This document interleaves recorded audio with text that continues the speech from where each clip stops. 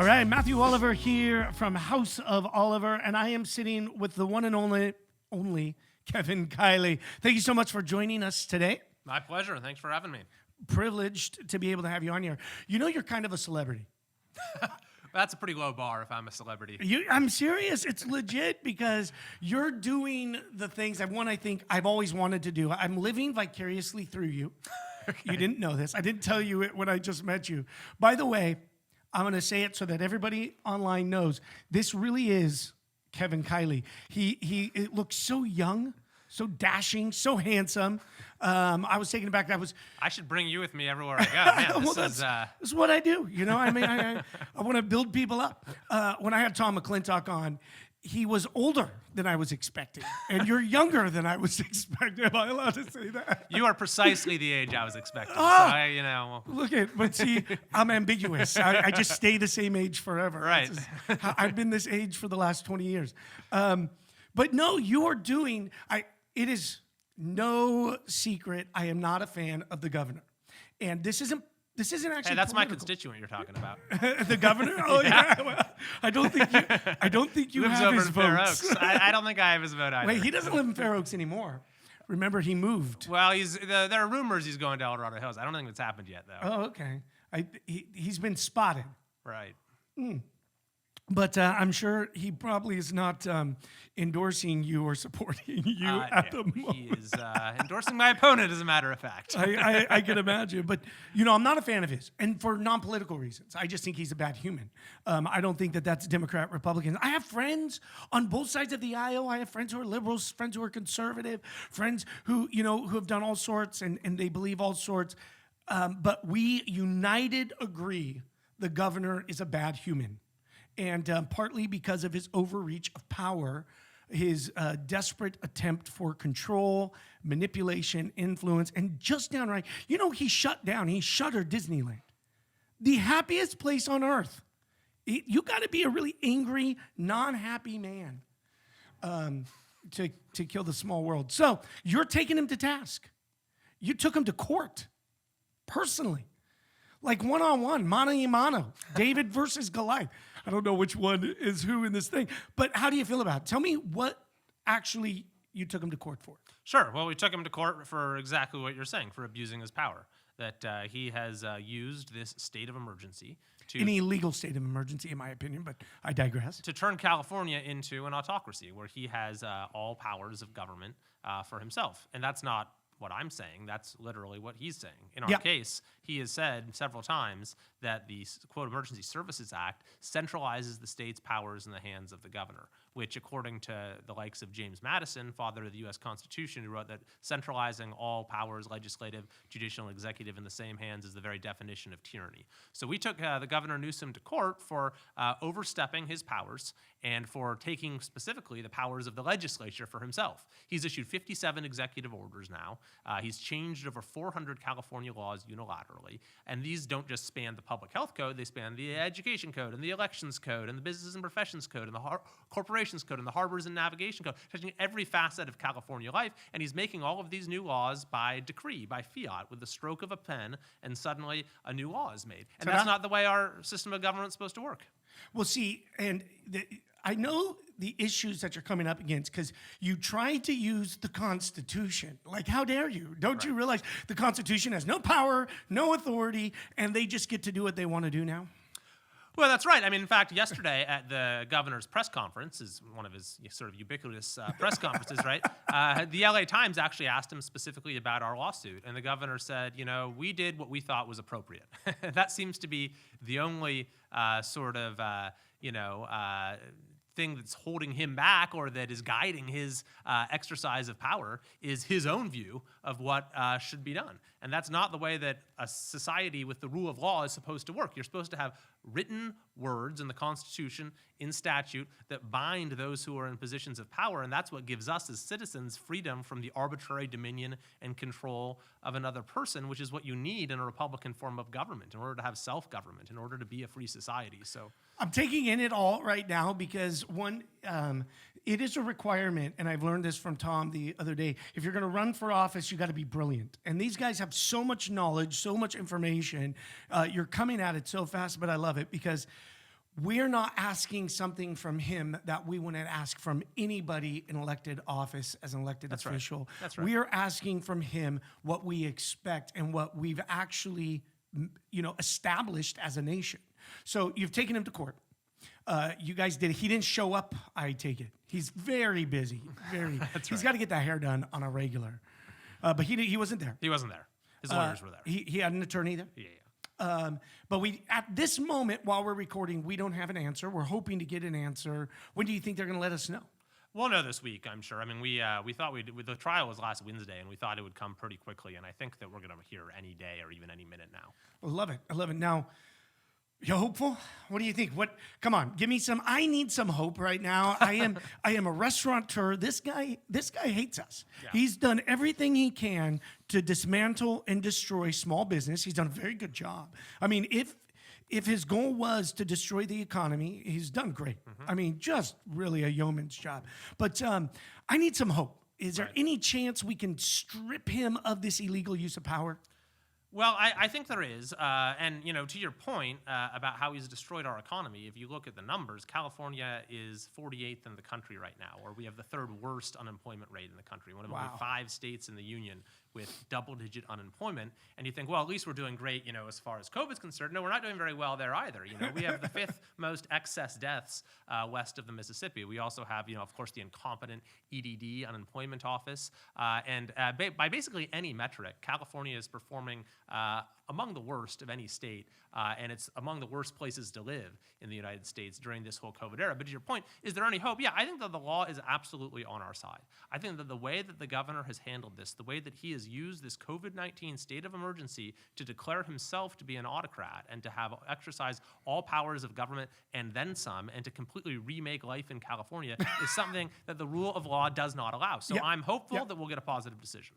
The judge, was she appointed by this administration? No. She, I believe, ran for the position. I should add, though, we actually had another judge at the beginning of the case, and this judge issued a ruling against the governor. This is the only case where there's been any ruling issued against the governor for abusing his power. There was a temporary restraining order, and the way that the governor reacted is he had that judge ousted from the case. Stop it. No. Are you kidding me? Now, I mean, there's so many facets. One, I want to know more about you, but there's so many facets about this that is just blowing me away. You didn't hire an attorney to represent your case. You represented, as an attorney, your case. Right. So we're representing ourselves, me and James Gallagher, who's also a member of the legislature. We're representing ourselves. He's not the Gallagher who smashes stuff like a watermelons and the comedian? If he is, then he's been hiding a part of his life from me. I just want to make sure. I don't think so. But he's also a lawyer by training. And so we figured we'd go and represent ourselves. It's called in pro per. And we figured, this is a case where it's not like we're, litigating for some private interest. We're litigating on behalf of our branch of government, the legislative branch, on behalf of the public, to try to restore the constitutional balance of power in this state, to try to safeguard our Republican form of government. And we said we should be the ones to make the case ourselves rather than hiring some attorney. I love it. So you guys went out there to do it. So you're an attorney. You've been in your former life, you were an attorney, but you said you graduated locally. Where'd you go to school? Yeah, I went to Granite Bay High. Granite Bay High School. So you're a local boy, born and bred? I guess so. Granite Bay fed. And that's not a bad school. I mean, good school. Oh, yeah, absolutely. Good people. Absolutely. And House of Oliver is right across the street from Granite Bay. Right. So I don't think you were there when I was around, though. I might have been. You don't know. No, I don't know. I don't know exactly how young you are, but you've lived multiple lives. You said before your first job. Now, give them a little bit of your pedigree, because you've kind of done everything. Where'd you go to school? What'd you major, qualify? Talk to me about this. Sure. So I graduated from Granite Bay. I was the 5th graduating class there. That was 2003. I went to school back east at Harvard for college. Then I decided to become a teacher. You graduate well from Harvard? I mean, I've heard it's a tough school. Okay. I got my diploma anyway, so... I can print one out. There's a place online you can get a Harvard diploma. Right. It's never mind. Keep going. So anyway, I became a high school teacher. I taught in South Central Los Angeles at a school called Manual Arts High School. Wow. And eventually I went to law school, got my law degree, was in private practice, and then worked for the state attorney general's office as a prosecutor for a little while. Wow. Prosecutor. You're prosecuting the bad guys. That's right. Private practice representing the bad guys? A little bit, but not much. I was doing more intellectual property, constitutional law. There's some sort of white collar defense, but not. So you've always been amazed and kind of had a relationship with the Constitution Absolutely. in your journey. Yes. Did you know when you were in high school that you wanted to become a politician? Was there a goal to be a politician? You know, I don't know that I necessarily had that thought. I think I was certainly drawn to politics and to public life and to public service and to government and current events. And I did, I kind of dabbled in politics when I was younger, did a couple internships and that sort of thing. Okay. I actually interned for our state senator in this area when I was in high school one summer. Really? So I sort of had, I'd gotten a taste of it, but I don't know if I was like, all right, when I grow up, I want to be a politician. State Assemblyman. I'm not sure that was necessarily what I was thinking, but I knew that I was very drawn to trying to serve the public in some way and to try to have an impact on policy. And so when this opportunity came up, and given the sort of backward slide that our state has been on for quite a while here and all of the problems that we have, I figured it was a good opportunity to try to have an impact. I like it because I'm going to just reveal something. You probably already know this if you're watching online, but most politicians I meet quite often, they can be very narcissistic. You don't have like any narcissistic tendencies that are coming up. I don't know. You're not trying to self-pleasing, self-adulating. You're not trying to, there's just a sense of genuine that you're bringing here. And I absolutely love that. And hopefully that gives you guys a chance to get to know you a little bit more. So you're running. And I've had a couple people on. We've talked about them. We've talked about their challenger. I have no idea who even is running against you. That's how little chance I think they have. I didn't even know somebody was opposing you. But because you've made such a great name, I think when you chose to stand for the California people and you chose to stand for small businesses, you won my vote. I mean, right there in that moment, I'm going, this guy, it's not Republican or Democrat. This is my livelihood. This is the way I'm trying to make it every day. And I know so many people who are voting for you simply because you stood against tyranny. And a big thank you to that. Oh, that's great to hear. Thank you very much. And what are you thinking? What is your feel? I mean, we're days away from the election. You're feeling good? Yeah, I feel pretty good. I mean, it's a very unusual election for obviously a number of reasons. One of which is that we have everyone being sent a mail ballot, and actually all of the early numbers as far as who is turning their ballot in, it's actually very heavily Democratic skewed. Yep. Right now there are more people in the counties I represent who are Democrats who have turned in their ballots than are Republicans. So it is very important for folks to get their ballot in, make sure, because and now some of the polling places are not the same as they usually are. Yeah. So we don't want people to go and try to go to their usual polling place on election day and get confused and not be able to figure it out. So I'd just say that try to get your ballot in as quickly as you can. To that point, and I know I have many friends who are holding their ballots because they used to mail them in all the time. Mm-hmm. They do mail them in. Now this time they're like, no, I don't want to mail them. I want to take it to the registrar's office, or I want to take it on election day. And I'm trying to tell them, hey, there's some great places you can drop it off. You can go online. You can see all the places where you can drop them off. Take it now. Let's get them in, get them out, get them counted. Make sure that vote counts. Yeah, and if you turn it in on election day, that's fine too. Whichever way you do it, just to make sure that you have a plan. I just don't want you stressing out, but you don't look like you're stressing out. You seem calm. You seem good. So now let's take this one step further. How are you thinking nationally things are going? I mean, are you following the polls? Do you feel the polls have a good pulse of America, or you think it's going to be a repeat of a couple of years ago? I really have no idea.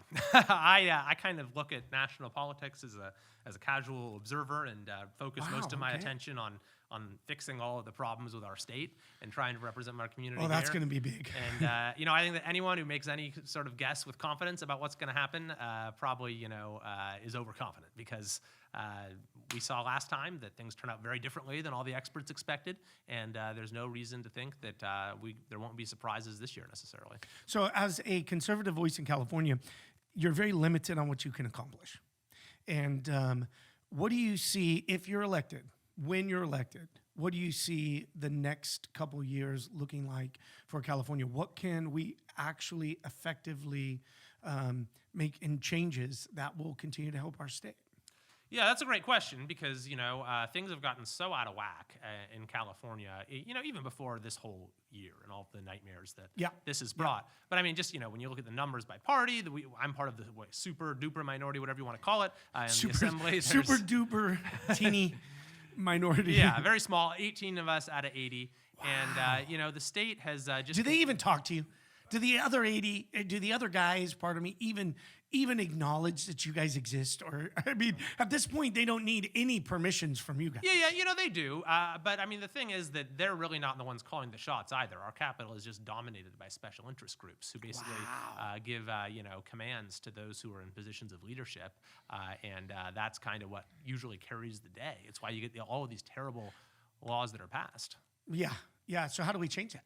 How do we make a difference? Well, I think that this year has, as bad as it has been in so many ways, and it continues to be, if there's any silver lining, it's that it's given people, I think, a real up-close look at the problems that beleaguer our state government. Because everything that has happened this year is really just usual California politics on steroids. Yeah. I mean, you look at the way that Gavin Newsom has just completely let special interest groups drive the whole process with the school shutdowns. That's entirely driven by the CTA, California Teachers Association, which has spent millions of dollars to promote his candidacy for governor. So, when people see what's happening, I think that this is kind of giving people a window into not only the botched handling of the COVID-19 pandemic, but to the culture, the character of politics in our state. And maybe that will create the impetus that's needed to have to get the pendulum swinging the other way and to put together a coalition and a movement that can restore some sanity to the state. Well, I'll tell you what, I've never seen a level of excitement on the ground like I've been seeing right now, especially, I mean, Placer County, but I'm seeing it all over our state. I definitely think that there is going to be some shift and change that's going to take place because this is not, I know it's really hard, and I appreciate the fact that you're going, hey, I'm a casual observer to national politics because I'm here in California dealing with California reality. And I appreciate that because to me, this isn't a Democrat-Republican issue. As much as the news wants to make it that, as much as people want to try to drive it in one direction or not, it's not a red versus blue. This is about liberty. This is about freedom. This is about the Constitution. And I am seeing people for the very first time on both sides of the aisle start uniting and saying, listen, especially in California, right? Especially, maybe not nationally because they don't like one or the other candidates running because of personalities, but in a state, I'm seeing them unite because everyone dislikes Gavin Newsom and they don't like the direction that this has gone. Well, there is some truth in that. I mean, I have people, at the very least, people think that he's gotten way too much power. I have people all the time who tell me, look, I voted for Gavin Newsom. But things have just gotten way too out of whack. He's become an autocrat. He's got way too much power in his own hands, and we need to restore some balance. Because people, regardless, as you said, regardless of their partisan affiliation, there are deeper commitments that we all are supposed to share to our Constitution, to checks and balances, to liberty, to the rule of law. And so I think that this can be a point of unity for us in these hyper-partisan times, that we can come together to restore these foundational principles. And that's all it is. Let's get back to the Constitution. Let's get back to those founding principles, which makes America an amazing place to be a part of. And makes California, I know a lot of people moving out, but I'm going to tell you what, I love California. I think we have great potential here as a state. And I think even though we've gone absolutely bonkers in so many areas, I think being able to stay and fight for it, which I commend you for doing, I don't know. At such a young age, I don't know why you decided, man, I'm going to put it all in there. I'm going to put myself out in the public like this, but I'm grateful you have. I am looking forward to, to be honest, I try to bring in people from every side, be able to talk about it. In this case, I don't want to bring in somebody from the other side. You have represented me. You have stood for California. You've stood for small business. You gave us a voice. You've gone to task with the governor. I say kudos to you. I say thank you very much, and I'm very privileged. I'm looking forward to celebrate your victory. So thank you guys for checking it out. This is one man you don't even have to worry about. You can go ahead and vote for him. Vote often, as I say. Get that ballot in early. Continue to check back, because I'm hoping at the end, when you have this huge victory, that we can come back, we can celebrate and say, okay, now what do the next couple of years look like? Right. And how can they continue, no matter who you voted for, how we can work together and make change. Thank you. Until we can drink together again, cheers.